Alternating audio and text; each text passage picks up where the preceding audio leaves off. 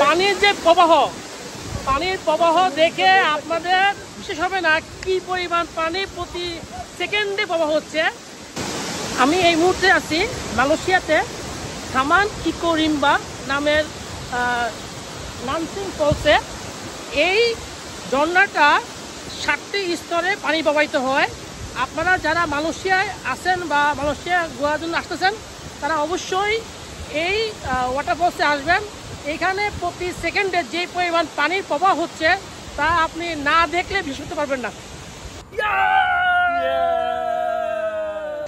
আমরা যাবো মালয়েশিয়া আরেকটি ওয়াটারফল দেখতে, কিন্তু আমার পাশে যে বন্ধু আছে সে তো টায়ার্ড হয়ে গেছে, ক্লান্ত।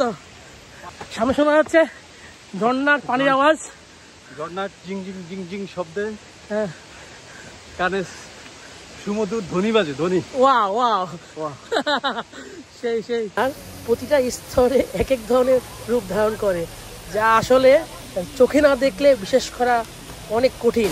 আমরা এই মুহূর্তে আছি রাওয়ান ওয়াটারফলকে। এটা এখান থেকে দেখা যাচ্ছে একটু, খুবই সুন্দর জায়গা। আপনারা মালয়েশিয়া আসলে অবশ্যই ঘুরতে আসবেন, খুব সুন্দর জায়গা।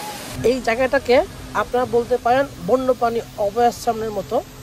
এখানে শত শত বানর নিজেদের মতো করে আড্ডা দিচ্ছে এবং তারা নিজেদের নিয়ে ব্যস্ত, তারা কাউকে কখনো বিরক্ত করতে দেখিনি আমরা। এই মুহূর্তে আমি আছি কানসান ফলসের একবারে উঁচু স্থানে, অর্থাৎ যেখানে বিভিন্ন জায়গা থেকে পানি এসে মিলিত হয়ে পরে 7 স্টেপসের মাধ্যমে নিচে প্রবাহিত হয়।